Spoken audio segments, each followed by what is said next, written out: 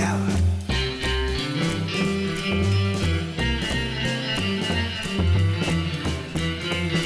Night attacks happy hour.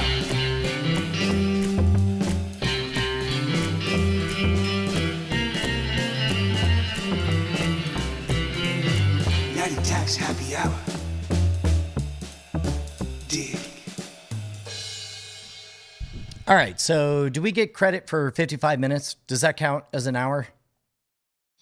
It would be an upgrade over the 25 minutes that we did the last time we did an hour. We So had a I feel very like good reason for that. We're building back up. We're building back better.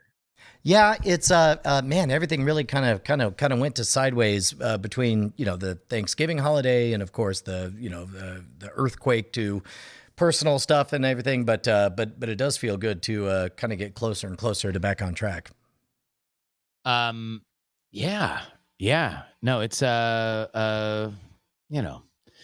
it's crazy world, man. And the holidays, I feel like this is like that.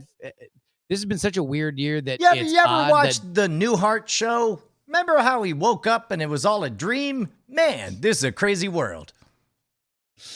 Yeah, it's odd that the one thing that is normal is that the holidays fuck everything up, right? Well, in that there's interpersonal conflicts and without going into any specific details, we're now in sort of the second echo of grief where lacking the major trauma to deal with, everybody's trying to figure out things to be butthurt about, and that's probably no surprise to anybody who's been through a grief moment, and that's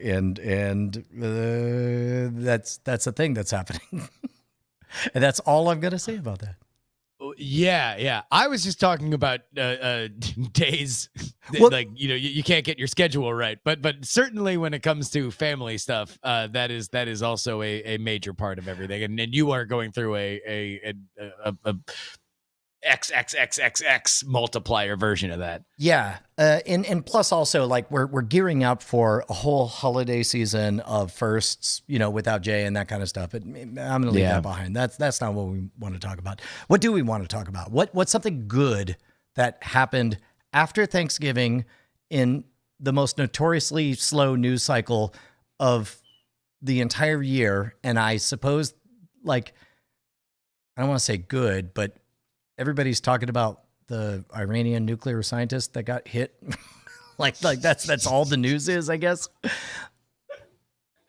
I mean, yeah. The I don't know if I have like some burning hot takes on it. No, but certainly, I don't think anybody does. But it's one of those moments that you can really see the news cycle just like, I don't know, give us something. This is what we have. Great, we're gonna crank it up to 11. Yeah. Although I don't know, I mean, like I've not watched any cable news. I hope to never watch cable news ever again. That would be the best thing. No, mostly today I've been doing PX3 interviews because I've been trying to get ahead on PX3. The goal now with PX3 is that I always want episodes to show up like 1:00 in the morning the day that they're supposed to be released. So like I want to become very religious about pre-doing all the episodes as opposed to working on them on, like, normally what would happen on Wednesday and Friday is that those would be my production days, and now kind of Thursday and Tuesday are my production days, and then they go live. But that means that I'm pre-recording a lot of interviews, and so I did 2 interviews today. Man, I was actually like considering I started drinking at 10:00 in the morning yesterday. I've been shockingly productive. I went for a run, did 2 interviews, live stream for 2 hours, like did all the rest of the dishes from Thanksgiving. I'm burning, baby. God damn it. Hey, have you noticed any kind of uptick on people's willingness to get booked on politics? Like, sorry, I guess what I'm really asking is, I picture myself doing what you do, and I imagine asking somebody I respect to come on my program. I picture them saying no for any reason, and I feel nothing but shame and guilt, and I never imaginarily talk to them again. But I would imagine that you're more professional than that. No, in fact, I'm not. And that's the reason why I had a friend of mine booking guests for me, largely because journalism means functionally. It's like in the same way that like you're like, oh, you're a touring magician, and all anybody can think of is the tricks and the crowds and the applause and the artistic, like working on the act. Like, but in reality, you get on planes and rental cars for a living. Like this, Right. this is the actual thing that you do. In journalism, the thing that you actually do is ask people for their time at the expense of their reputation, and they tell you no. Like that is the actual thing that happened. Like the news gets made by you having an unnatural, inhuman moment of going up to a stranger saying, hi, I know whatever situation you're in, would you like to risk that station by talking to me and trusting another stranger with your truth? And many times they go, no, I would not like to. Or they do. They say yes. And then they complain that you screwed it up and now their life is worse. So I was so excited to never do that again that I was really, really, really bad at booking guests. And so I brought on a friend of mine, Tamar, and then she kind of got burnt out by the election. And she was like, hey, I'm going to take the rest of the year off. And I'm like, totally fine. I So mean, I had how to kind of hard step can back your into job it. be after all? What do? You pick up a phone, you say, do you like being famous? They say yes, and then bada bing, they're on the show. I will say it's been not as terrible as I've thought. And I've part of it was I've kind of in my mind, I don't know if I'll formalize it on the show, but like the Wednesday shows are going to be friendly voices that you've heard that, you know, are going to be more reoccurring, like orbiting the show.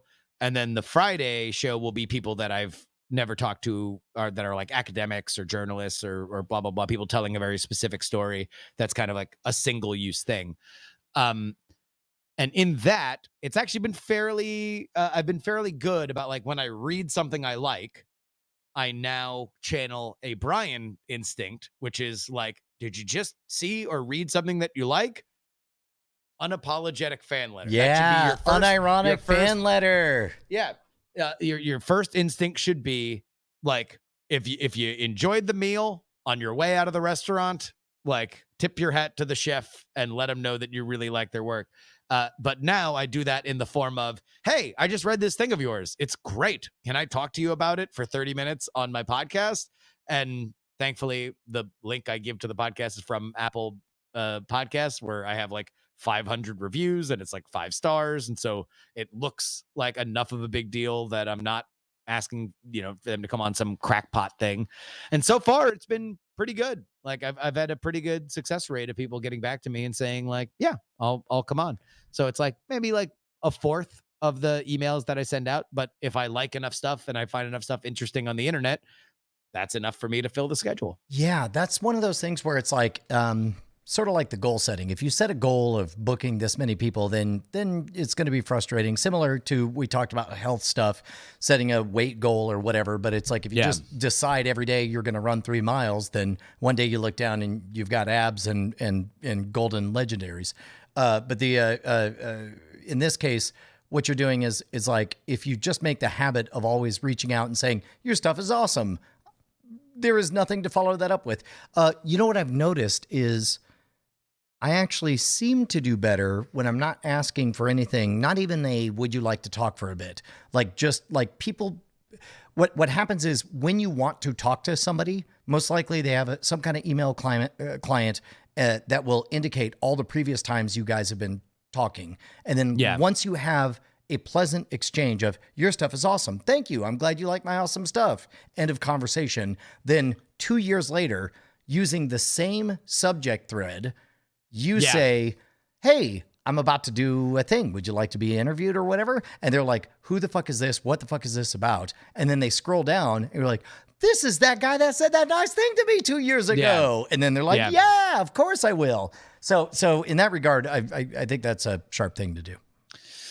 Yeah. You know, I think that I got my first rejection a couple days ago, where it was like, I asked people on Twitter, I'm like, hey, I'm feeling Like I'm on top of the world booking guests. Like give me all your guests that you want on. I'm gonna fucking cold email all of them. Like I cannot be stopped. And somebody was like, "Hey, I really like this epidemiologist."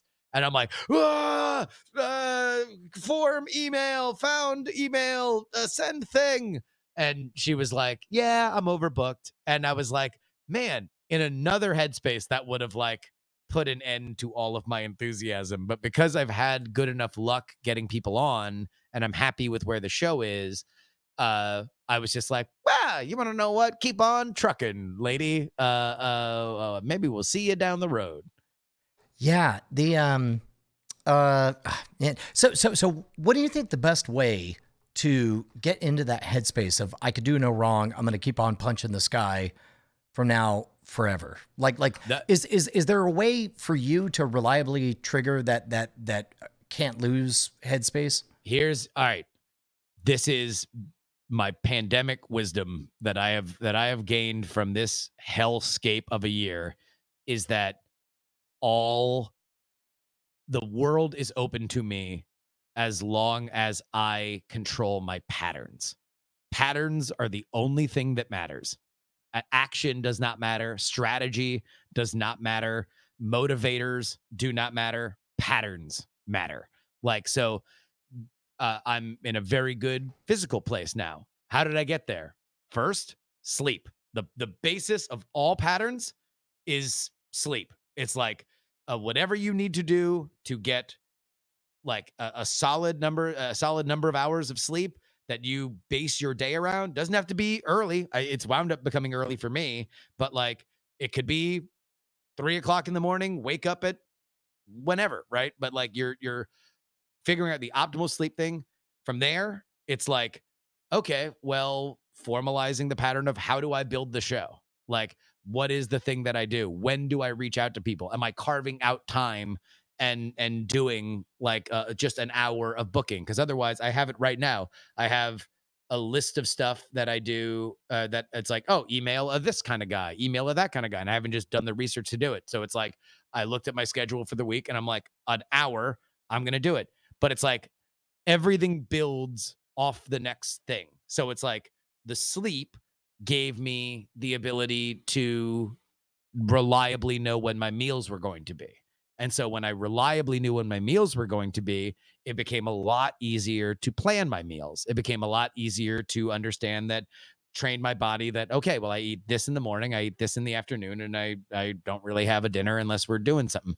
Like, and then from there, once I regulated my diet, then all the exercise that I was doing now all of a sudden showed results, the likes of which that I had never really seen before. And once the exercise starts to show results, now you get the self-confidence of that. Now you get the ability when you're in shape that you want to do more exercise. You have more of a capacity because now it's you're removing the failure fear of like, I'm going to try doing this and I'm not going to be good at it, or I'm not going to see the results and I'm going to quit. Once you're like, okay, you've reliably now like I'm pattern on pattern on pattern on pattern on pattern. And then once I did that, it was like, oh, well, if I can plan my fucking meals and my sleep, I can plan the show better. I can give myself expectations on when these things are going to happen. All I need to do is get the pattern. So it's like, I honestly, bordering on like, I want to do a like motivational speech. Like everything begins with your sleep. Like no matter what, it doesn't have to be, again, it's like it all, the pattern, the bedrock of all pattern building is when you wake up and when you go to sleep. So the there are different pieces I want to jump in on. So the pattern thing terrifies me. I think we've talked about this because when you slip all the way into a repeatable pattern, on the one hand, it's great because time passes very quickly. And from a health perspective, this year, 2020, objectively the worst year of my entire life, also will be the year that I lost 30 pounds. And and it will be the fastest year of my entire life because we've been in this position where I have to put my head down and do the same thing every single day. This is the same thing that I thought to be an absolute agony, a terror in 1999 when I quit my day job is I really resented how fast time was passing and how little new and interesting stuff I was doing. And now, I don't know, I find myself like weirdly confused because the same thing that is a benefit when it comes to getting ahead, because again, you achieve success by doing the same things, the right things, whatever right is in your industry, over and over and over again. And doing the same thing over and over and over again causes time to pass, to speed up. And all of a sudden, a year has gone by, which in the case of 2020 couldn't happen fast enough for me. But seems so counterintuitive compared to where I was back in '99. I suppose all of which is to say, I'm so scared to really give myself over to a repeatable process, because that's how you blink and suddenly all your hairs are gray and you're 60. I think that is only the case if you don't like what you're getting out of the patterns. So you're conflating two things, and it's built off that scarring moment you had at Dell, where it's like, okay, well, if I slip into the pattern here, right, then that means that all the endorphin high I'm going to get is when we hit the sales quarter goal, or like, finally this boss I hated got fired because they screwed up. It's like that's where your highs are going to be. Yeah. And that, I think, is where you're identifying the agony. The agony is, God, like, really, my life for that? Like, that's going to be what I blink, and when I look back at what I've achieved, it's that. Whereas for me, at least what I've found is that the pattern does nothing but unlock my ability to do everything I've ever wanted. Like, it is only the patterns where it's like, does time go faster? I don't know. Maybe not really, when you're focusing on shit that really matters to you, when you're creating stuff that, like, and I don't want to really go into it because I've been very, very good about not pre-selling projects that are like in stasis. Which, by the way, a quick side jag, just a little wink to the audience.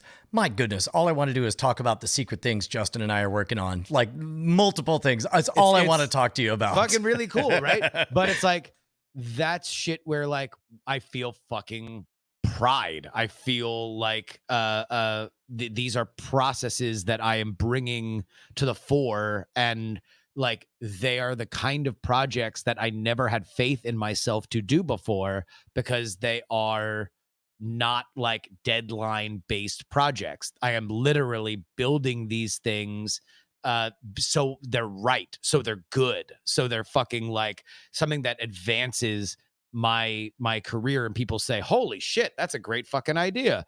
Like, that's something I would have never had the faith to do before if I didn't have these other elements of, like, okay, like, at the end of the day, what did I do? Where am I? Like, I'm writing things down, I'm organizing. You have no idea how much this was just not who I was. Like, everything was a panic, everything was a scramble. And it's like, this gives me like sustained joy for creativity on a level that I never fucking had before. And it is like, the patterns are my friend. It does not speed things up. It just makes things possible. Do you find yourself, and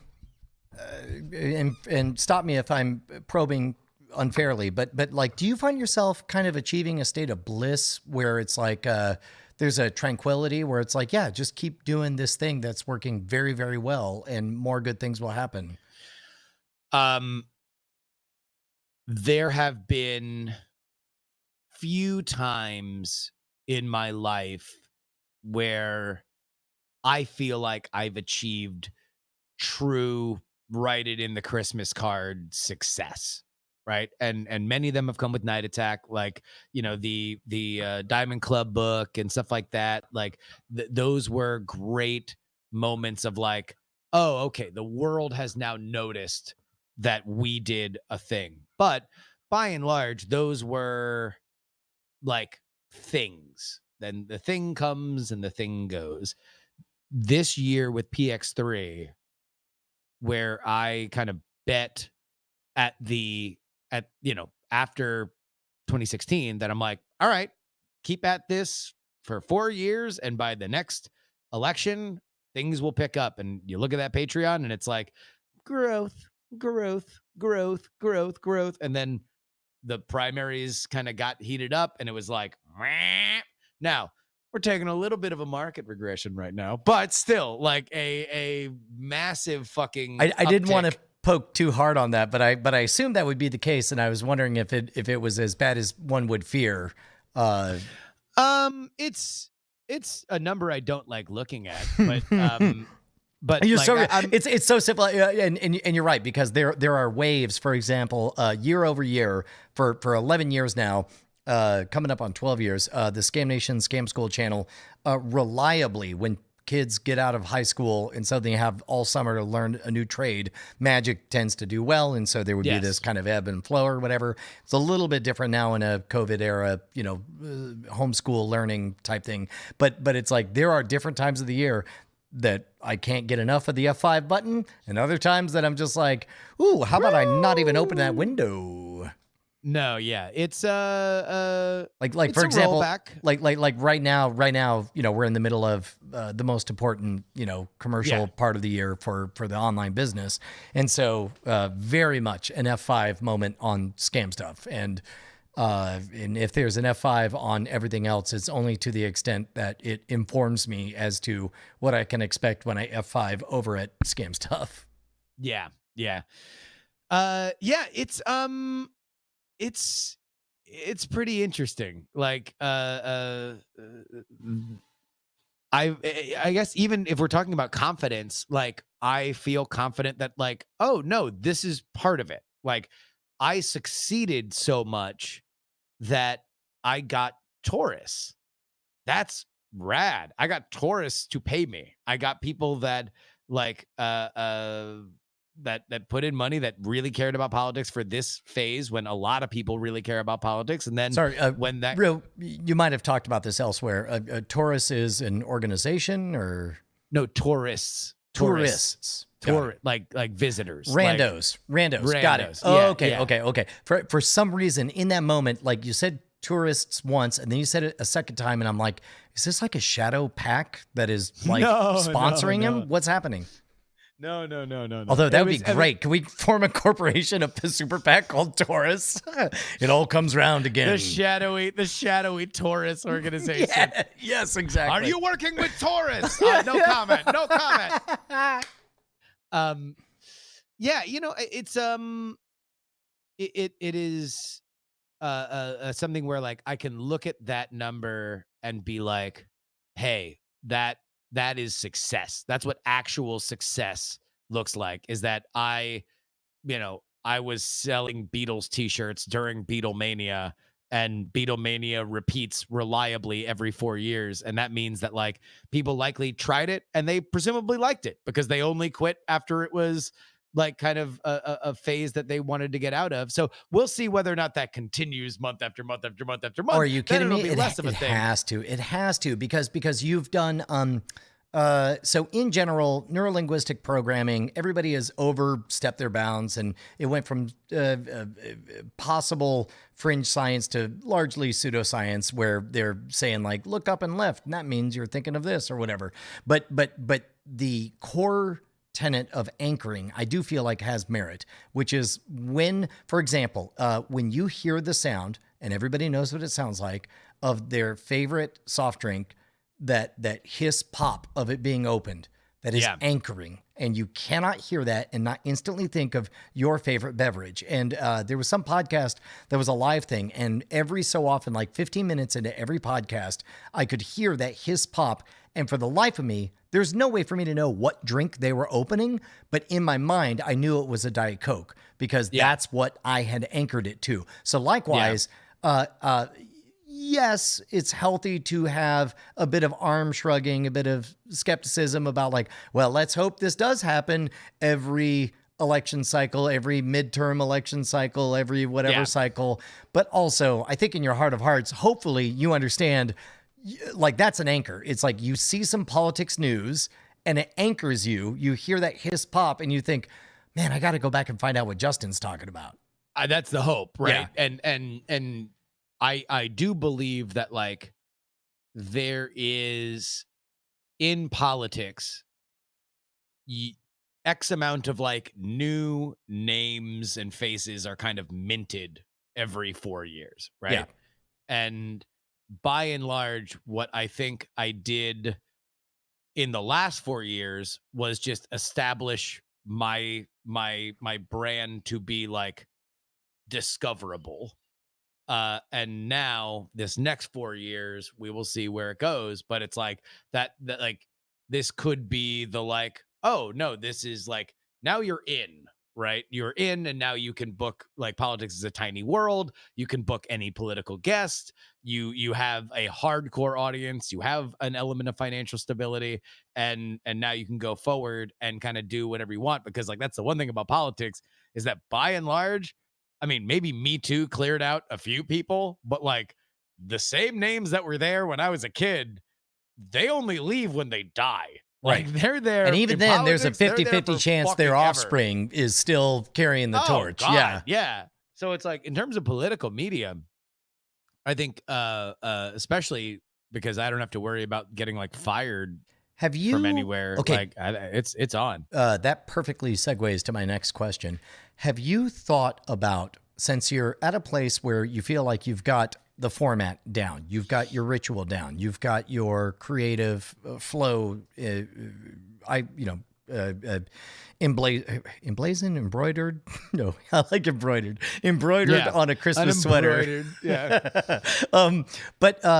Like when it comes to discoverability, this last Night Attack, we were talking about the 11-year anniversary of NSFW. That was a case where we were a couple of nobodies who kind of had an impulse, and we happened to fall in with an established network. Have you thought about either creating a new product to pitch to a network, or maybe taking politics over to a network or anything? I don't know where that would best fit. I mean, I think that a lot of the secret projects are things that I think could probably live. By the way, for in anybody other just places. joining us, the secret projects are a mini series that we're working on in which we sing the praises of The Secret, both the movie and the best-selling book, and Oprah Winfrey. That's it. Yeah, we're all secret content. Yes. As a matter of fact, now. we believe in The Secret so much, we're not even going to make the product. We're just going to think about how much wealth it will attract for us. And we've already thought about it, and we thank you for the wealth. But yeah, so I think that there's a there's a place for those things to kind of expand and grow. They're built for larger audiences, and I think PX3 is something that, at least for me right now, the next goal is like get it over a certain download threshold that unlocks advertising, because that's like just another like quantum leap money wise, like in terms of how much is kind of going into my ability to hire more people and to like do everything that I kind of want to do with the show. Well, and you're at one of those spaces where, and we've talked about this before, for anybody who tunes into Happy Hour for success advice. We've talked before about how there are three types of labor. There's unproven, there's emerging, and then there's proven talent. And you're making that transition into hardcore proven talent, which means that the rules kind of get to change a little bit. Hey, I just had a wild thought. Go ahead. Can I throw it out there and not make any promises or obligations about us actually doing this? Sure. Is anybody out there doing documentary now for podcasts? A single RSS feed where each episode, not even weekly, just each episode, they don't say who they're riffing on, but you could tell, oh my God, they're doing Radiolab. Oh my God, they're doing Hardcore History. Oh my God, they're doing this other thing. I don't think so. And I think part of it is that comedy is fucking hard on podcasting like that. Let me back away from comedy. I mean purely as a flex. Like, oh wait, I suppose. Okay, let's make this real. If Brian and Justin were to do this, and it was not funny, let's say we just straight up did a hardcore history episode and we actually learned some history and we actually told it in an interesting way. And they're like, oh my God, they just did hardcore history and it wasn't a joke. I actually learned something. It was really interesting. Yes, it happened to be about the great baseball home run derby of 1982, but they hit all the marks of it and it actually felt like I was there. And then we do our radio lab and like kind of unironically, but just sort of like picking it up, like covers basically. Like, yeah, we're going to do this in the style of this thing. You know, I think that the only thing that's hard there is that podcasting is so niche that you're only, as a listener, you're an episode where you have no idea the conventions of this other thing away from just being totally alienated from the idea. But like if I listen to Hardcore History, but I don't listen to Radio Lab and I don't listen to the next thing that Darknet Diaries or something like that we're doing, like that I'm like, oh, okay, I guess. I mean, I'm sure if you listen to those things that it was better. I suppose I'm presupposing that if the story is good, then it's good, full stop. For example, like I think we talked about the Netflix series We Are the Champions, the Rainn Wilson thing. Like it's quite literally a 20-minute doc about people who run down a hill chasing some cheese. Yeah. And it's very, very simple, but it's a good story. This adorable, 20-something girl, won for the first time at the age 17 and then broke her collarbone and is disfigured, afterward and this, that, and the other. It's a dead simple story. Like that story would be interesting in many different formats, whether it was a Radiolab ape or a hardcore history ape or whatever. But it's like, just in terms of like, just flexing, like doing everybody's, and to some extent, I feel like that's what Weird Al does when he does his non-song parodies. He does style parodies where he's fuck you. I'm going to write a totally new song and it's going to sound exactly like you. And it's going to be loosely around the same subject, but, and everybody will know what I'm talking about, but you can eat shit. Yeah. I will say that part of that energy is everything that's gone into this like Dog and Pony Show audio. Yes. Like element where it's like, all right, here's some real shit that Brian and I have talked about behind the scenes, but like, let's do a parody of all the different versions of a podcast.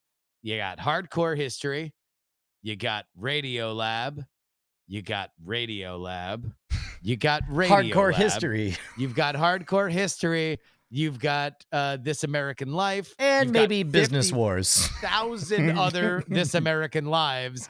And then like maybe the like round table-y fucking like reply all and kind of shit. And This Week in Tech. And so it's like, yeah, there's like six different templates and they all like the like samey nature of it is a little irritating. But then again, it's like podcasting is comfort on one kind of elemental level. You want to feel secure in the idea that you're not going to waste your time. And so either that comes from familiarity of hosts who obviously like each other and have a good rapport, and that's what we've kind of made our bones on, or if it's a pre-recorded thing that you got to know up front, like, oh shit, this is like a well-produced thing. So when I look down and I see an hour and a half, I'm like, yes, instead of like, an hour and a half of this shit, because that'll get turned off real quick, because people generally like how many times a year do you take a gamble on a new podcast? I do. There are two situations. It is a gamble when I hear somebody that I trust mention like, hey, if you like what we're doing, you should listen to this other thing. But the other thing that is, if I say a slam dunk, that would imply that the success rate is greater than 30%. But a slam dunk in terms of like 30% of the time I'll go over is when somebody guests on a thing. And I'm like, that was a really good episode of blank. I suppose I can get pretty much that minus my, 1, 2, 3, 4 favorite hosts who are on whatever by following the other thing. Recently, that's how, man, I've really started to get into the Fifth Column podcast. I can't wait for every episode. It's Matt Welch and Michael Moynihan from Vice, and I am blanking on the third name because I'm a bad person. But they're great. I like it a lot, and I discovered them because of the crossover, the crosstalk about that, and also Blocked and Reported. At some point, all of them cross-pollinated, and I ended up following all of them, and really dig it. Yeah, and that's, I mean, that ultimately is kind of how you grow audience, you know. By the way, a totally unsolicited plug, but there will be a 3-person podcast this Wednesday of me, Andrew Heaton, and Jen Briney of the Congressional Dish. So there is like, that's one of my things for this next 4 years, is to build our universe and cross-pollinate as much as possible. That is also one of those counterintuitive things, because as you know, I would like to believe that in an alternate reality, if not me, somebody would have written Andrew Heaton saying, I like your videos. And if not me, somebody else would have developed a friendship with him, and he would have done well as an independent producer of incredible content. But it was wonderful and bizarre. Let me see if I could dig it up. Somebody on Twitter just gave a Thanksgiving thank you to people that they appreciate in their ear holes, and it was you and me and Scott Johnson and a lot of the the tech folks that we would come to expect. But then seeing Andrew Heaton in there, I was like, hell's yeah, man! I'm really glad that worked out for him. And I'm glad that we're building kind of a mega family, that's bigger than all of us. Oh God, yeah. I mean, and ultimately, it's like what I think. I think the idea of there's a fallacy I know that me and you have had, where it's like, the way I always like to talk about it is like, when Kevin Smith started Smodcast, my first thought was, shame the podcasting boom's over. I could have probably been pretty good. And that was like 10 years ago, and he's had a fucking entire career resurgence, and he's gone on a whole nother act of his career, 2 acts of his career kind of since then. And it's like, it's never too late to build. It's never too late to, and so it's like, oh, okay, well, look, let's find all these political podcasts that naturally I have a rapport with, and now there's a cross politicization of kind of all of it. There was a moment, I think last week or the week before, and there's been a lot of chaos, obviously, going through my mind, but there was a moment when my words were reflected back to me through a memory of you throwing my own words back in my face, where that dumb cliche, when's the best time to plant a tree 30 years ago? When's the second best time? Right now. And there are brief moments that everything seems overwhelming, and I wonder if I haven't gotten as far as I should, whatever that means, compared to what. And then it's like, hey man, I don't know. I feel like both you and I are in a pretty good spot to plant trees today. And it's like, I don't know, it's a bit of an eye opener to be all like, yeah, man, if only you had somebody with a style and rhythm that was very compatible with you, that you trusted implicitly, that you had an 11-year history of on-screen friendship with, and a general reputation, and some truly exceptional plaudits of success. If only you had that kind of relationship and could plant a tree today. And it was one of those moments where it's like, I really did pause to give thanks for, like, who knows what the next 20 years has for us, but I think we're in a pretty good spot, Justin. I think so too. And that's number one, it's because we have had the backing of everybody listening to us. Like, I think that's a huge, it might be the defining currency of our age, more than money, more than fame, like a dedicated audience. When you look at what separates us from like I look at all these people that are leaving mainstream journalism and they're starting like Substacks and stuff like that. And it's like, I'm sure a bunch of them, if you have been at an elevated platform and you've done well, like, cool. I bet you're going to be able to cash out X amount of that audience and you're going to be able to capture it. And congratulations, you are now going to start on the road of independent content creation, ahead of the game. And But for those keeping track at home, what I'm hearing is, yes, you built story, you captured attention. Now you're harvesting in the form of motivated actions. Sure. Then I think of everybody that's leaving or getting fired that like their platform defined them. And now they're bereft of that platform. And maybe they didn't make quite the connection with the audience that some of the larger names have, and they're starting it. And I'm like, well, congratulations. You're starting exactly where anybody else would start it. Like, you got zero from being a part of a mainstream, you get health insurance and a check start. Whereas like for us, we could fucking take Night Attack to a network. We could go on television. We could just be a live touring act, and all of it will start from the 10 plus years of a hardcore audience, and it will grow and fluctuate and change. But it's like what we have like is indisputable. I mean, like, I know now I can literally do a fucking podcast about Billy Crystal movies from the 90s because I'm having a mental breakdown, and like 3,000 people will listen to it within 24 hours. Like, yeah. I can do that. And it's like, holy shit, if that's how ride or die all you guys are, that you will try out literally anything we do, then fuck yeah, let's put some time and effort into something. Well, and that's one of those things where it's like, there's having an audience, and then there's having an audience that is willing to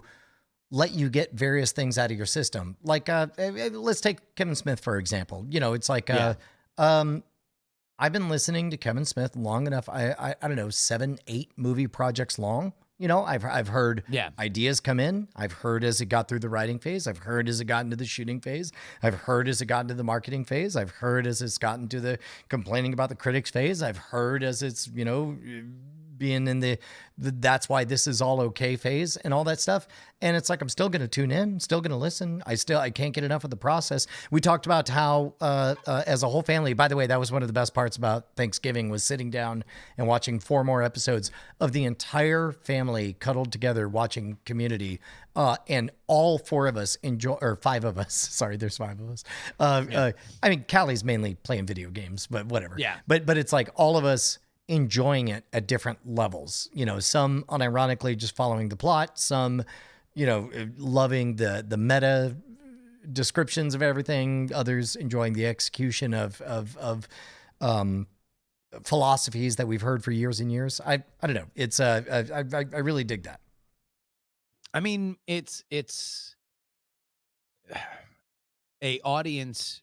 I've been so proud to watch Auntie Donna really capitalize on what they've done, because they are such fucking hustlers and understand that, like, the Netflix show was simply a gigantic. I know they're very, very proud of it, but it's like, okay, cool, that was a thing then. Now is not the time for them to rest on their laurels about it. Now is the time where they're doing like more videos on YouTube. They're doing more podcasts. Right. They're bringing in bigger guests for those shows. And it's like they are crushing it right now, and understanding that as the attention is on them, now you bring people into the sticky, the sticky worlds for which they also own. And it's like, that's fucking it, dude. Like, you want to understand the 21st century blueprint, like, co-op the platform, bring everybody into the fucking big universe that you control. That is something that I wonder if, well, I suddenly realized that I'm leading into the exact secret thing that we're not talking about. The impulse that I wanted to explore that we probably shouldn't is I was thinking of like, yeah, man, we should create some stuff that is explicitly designed to reach outward and to bring people into our universe, because it's been a fun thing with Night Attack to, I do think it's an overstatement to say that Night Attack is outwardly hostile to new arrivals, but we're a double Black Diamond comedy course. And it's like, I'm sorry, if you haven't done the back catalog listening of the last 300 episodes, then that's on you, not on us. We're not going to alter what we're up to because of that. But it makes me want to design some bunny slopes. Well, I mean, I think that there's a lot of different stuff. Like Night Attack is the level up on Night Attack is booking. And the problem with booking for us is that like we're already an online show. Before the pandemic, it was kind of a frustrating and annoying thing to help set up that. Maybe now it's like, hey, look, now that everybody's on fucking Zoom, we could probably book literally anybody we want. We could have the Night Attack version of what I'm doing with PX3 and probably book a bunch of really cool fucking really cool people. But it's like beyond that, like Night Attack is just going to be what Night Attack is. Like I don't think that we're necessarily any more hostile than any other kind of inside, any comedy podcast is going to get a little inside jokey and stuff like that. Right. And we talked about like, morning drive time radio shows tend to just assume that you've known everything that they've done for the last 3 years. They're built on it. Right. Yeah. And so I do think that like what we can do is just say like, oh, what if we controlled all of our own destiny and there wasn't just maintain these projects for which they might go away, or let's hope that Johnny Starman comes by in his limousine and rolls down his window and says, "What's that jazz you kids are playing? I'm gonna make you a star." Which kind of happened with our whole Twit experience, right? Like just Leo Laporte was like, "I don't know what's going on. You seem to have something going on. Here's access. Here's a time slot.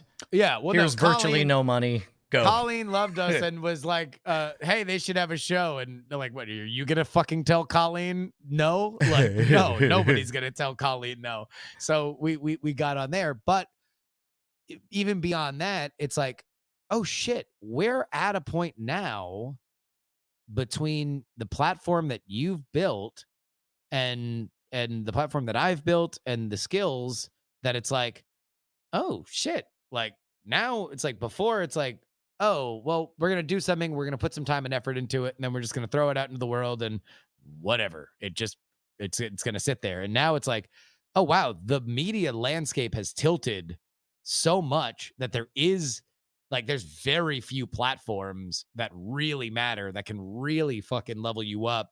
And fucking, why not us? Like we're like, well, and I suppose what I'm leading to is just like, and again, it's not a secret that there's a secret thing that we're working on, which implicit in that is the acknowledgement that we're working on new things. Even if any of the secret things that we're working on, even if they all don't pan out, I love the idea of just of you and me and our community and our base continuing to swing for the fences just over and over again, because they're all scratch off lottery tickets and one of them's got to hit at some point. And that's, to be totally honest, the outgrowth of us being able to make money on, I mean, for me, Night Attack was the game changer in terms of, oh, well, I'll make a living doing this.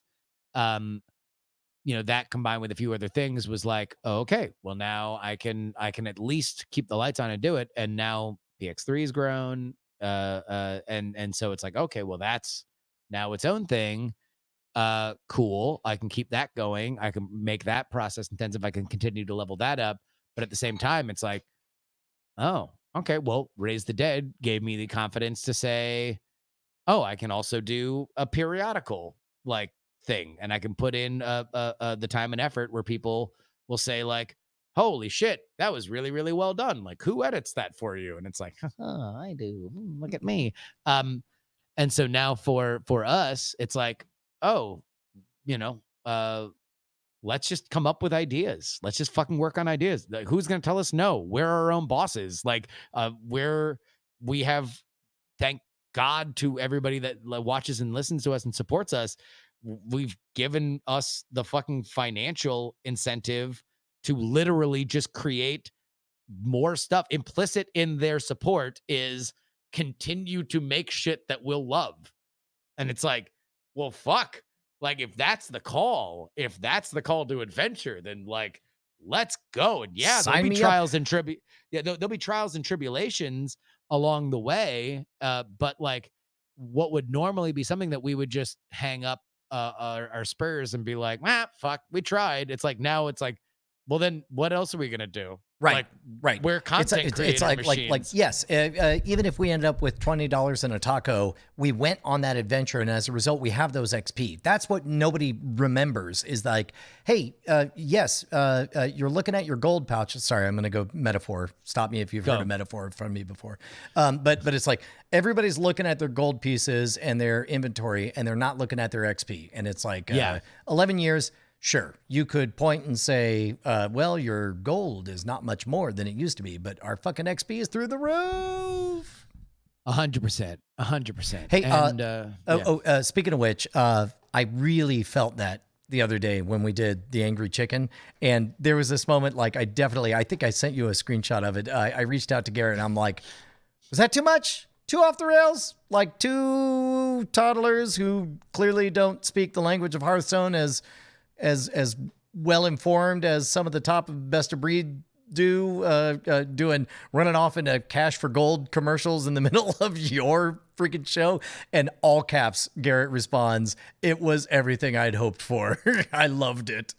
So good, man.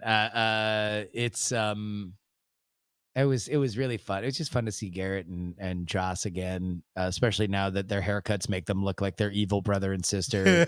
Or like they both belong on Lovecraft Country. Exactly. Yeah.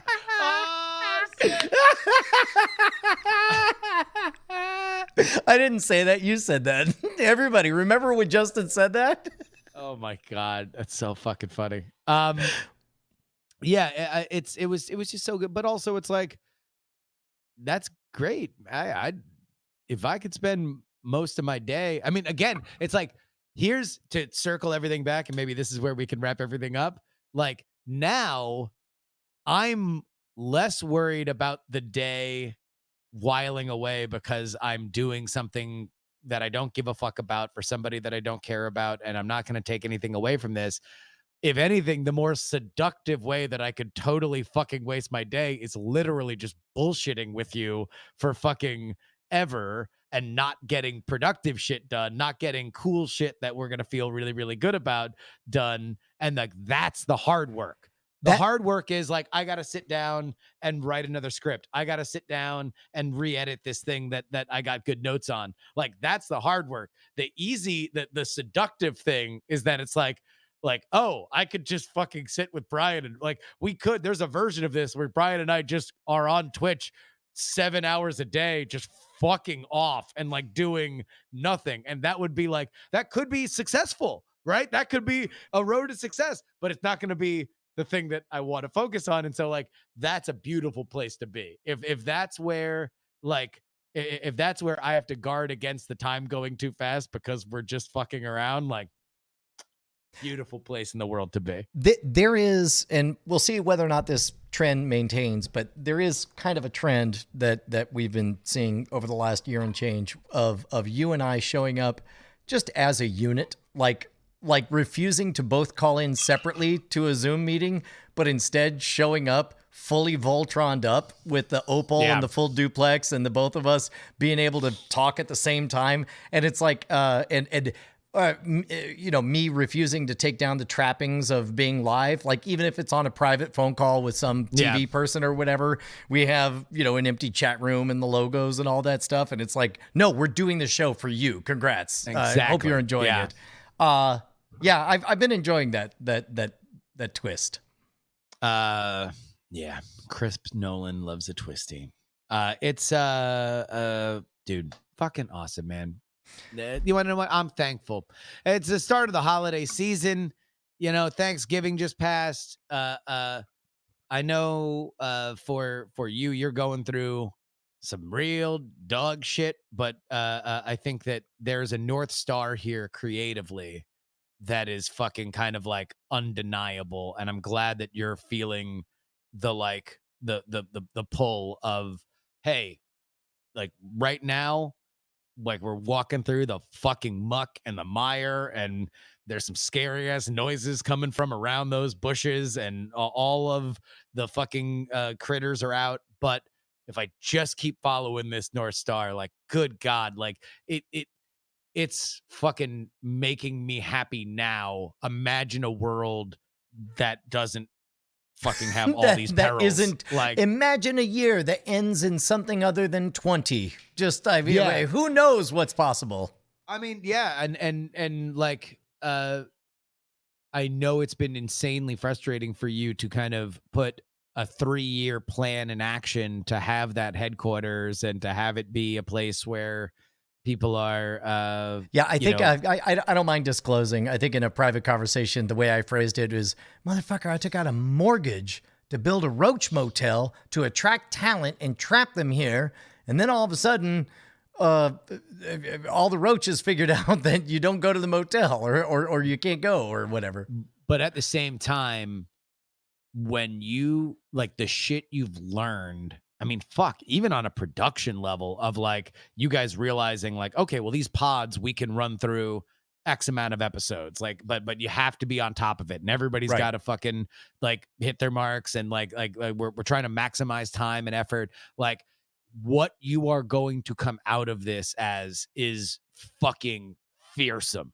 Like, just like that headquarters is going to fucking hum on a level that might have taken you 5 years of just like learning as you went, if you were able to get all of the fun of like, hey, people are here, cool, like you Like have it's businessed up yeah, like yeah. on such a level that it's like it's just gonna fucking explode. It is the difference between, I'm sure a lot of 25-year-old YouTubers encounter a certain level of success and they all squander that opportunity in various ways because they perceive it as being there forever. This hard-fought 45-year-old is ready to reinvest and keep this ship of state sailing. Yeah, and I think weirdly this year, for as horrifying as it is for a billion different reasons, and I know that for a lot of people this has been economically disruptive on such a odious level that I don't want to, you know, high five too hard, but I do know for us that, oh my God, was it like fucking like college level lesson learning, grow up fucking now or else, like go crazy, understand what fucking psychological trauma is and work through it, understand what perseverance is, that it's like, God, fucking when shit, like when now those elements of life and collaboration and live shows, when they on the menu start to become ungrade and they're clickable again, like, oh, like all I have is fucking ideas and energy. Like I am ready to get out of fucking jail. Yeah, you and me both. And just quick side jag is I did have a moment earlier today. I was reflecting on how much had changed just since the year started, both in good and bad ways, but also like little things like what a silly stupid game changer the Opal has been in terms of our comedic timing and ability to feel present in studio and all that stuff. I mean, we and went that was 10 pandemic, years, right? Wait, That was pandemic. yeah. I want to say it was right around the launch of Happy Hour, because I think we did some Happy Hours without it and then with it, and we're like, oh my God, this is incredible. Yeah, and that was like fucking just like, all right, well, let's fix shit. Like as soon as like and I gotta fucking hand it to like I am definitely a like don't tell me what to do, dad kind of fucking guy. Like I'm an oppositionalist in my own life, and as much as I'm sure when people were like, hey, you could probably achieve more if you didn't fucking eat chicken wings and drink beer all the time. Like, I was like, man, fuck you. I live my life so I can live my life. But without it, and it's like, oh shit, wow, I fucking really did. Fucking like everything is kind of crisper and better and God, am I ready? I'm fucking I'm ready to rock and roll, and I know that you are gonna come out of this like for a billion different reasons, like a house on fire, dude. Yeah, dude. Look, one step at a time. At some point, the calendar has to flip. Meanwhile, I'm thankful for the fact that I think Joyful has stopped biting everyone. She's got that puppy nomming, but she has those razor teeth, and so yeah. That was a bit of a thing, and she seems to be really coming out trained on the other side. It's really great. Bonnie joined a Weimaraner group, and everybody is posting pictures of their puppies doing, like they call it nooking, where they just grab onto a pillow and just kind of go and then fall asleep. And so like all these things that we thought like, the hell's going on here? Bonnie's finding out is normal. And so, yeah, man, I'm with you. I think that one step at a time, we're heading in the right direction. Fucking A, dude. All right. Bonnie just showed up. That means I got to shut this down. There's Bonnie. All right. We'll see you guys. I love you guys. Bye. Happy hour.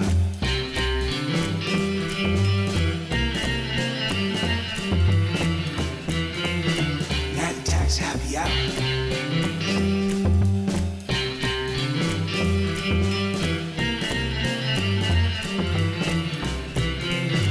Natty Tax happy hour.